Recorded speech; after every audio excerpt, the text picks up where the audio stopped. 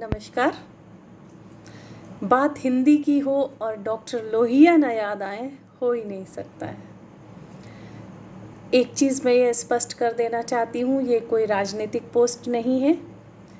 Doctor Lohia एक व्यक्ति नहीं बल्कि व्यक्तित्व थे। डॉक्टर लोहिया एक विचारधारा हैं। डॉक्टर लोहिया विरासत हैं जिन्हें संजोने की ज़रूरत है। एक बहुत फेमस वक्तव्य है रामधारी सिंह दिनकर जी का, जिन्हें हमारे राष्ट्र कवि भी कहा जाता रहा है। ओजपूर्ण वाणी के पर्याय रहे हैं दिनकर। तो दिनकर ने ये कहा कि जितनी सेवा हम सब ने 12 से 16 वर्षों में हिंदी की कुछ ही वर्षों में लोहिया वो कर गए। 1962 का समय था जब चीन ने भारत पर आक्रमण किया था। इस समय संसद में लोहिया थे और लोहिया हमेशा की तरह मुखर थे।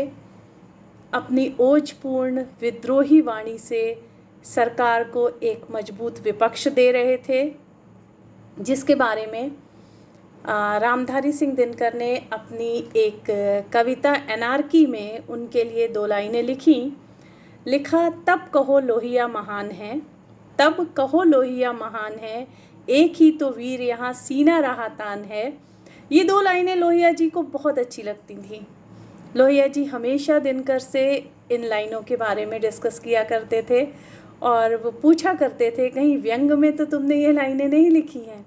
और दिनकर जी खुश होकर बताते थे, नहीं, आपका जो मुखर व्यक्तित्व है वो ही मुझे ये प्रेरणा देता है कि मैं आपके बारे में लिखूं। इसके बाद संसद की जो कार्रवाई थी वो चलती रही। दिनकर का और लोहिया का आमना सामना होता रहा।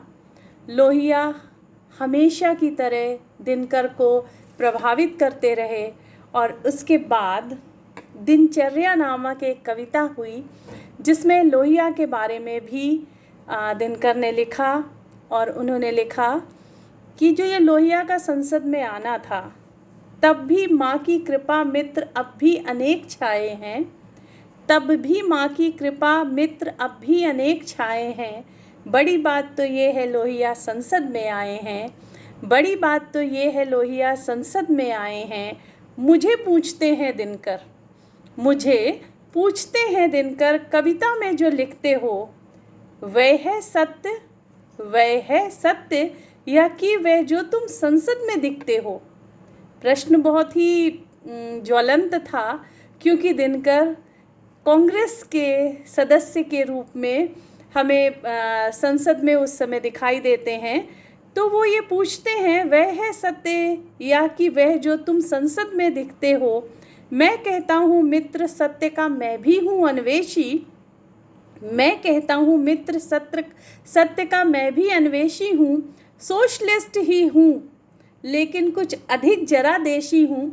ये जो देशीपन है लोहिया का, ये युगों युगों तक लोगों को रोमांचित करता रहेगा। हमसे पहले की पीढ़ी, हमारे बाद की पीढ़ी और हम सब लोहिया के इसी देशीपन के तो दीवाने हैं। बिल्कुल गलत कानून सही स्वाधीन व्यक्ति का घर है, उपयोगी विज्ञान मगर मालिक सबका ईश्वर है। लेकिन इस कविता की 2 लाइनें थीं जिनसे लोहिया सहमत नहीं थे, क्योंकि कभी भी गरीबी का गुणगान लोहिया को नहीं अच्छा लगा। इस कविता में गरीबी की प्रशंसा 2 लाइनों में की गई है।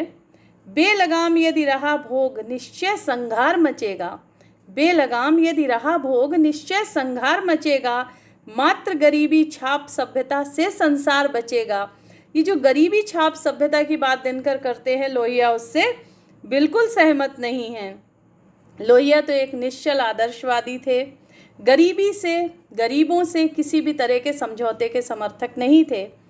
ईश्वर का खंडन तो उन्होंने नहीं किया, क्योंकि रामकृष्ण और शिव तो उनके आदर्श थे।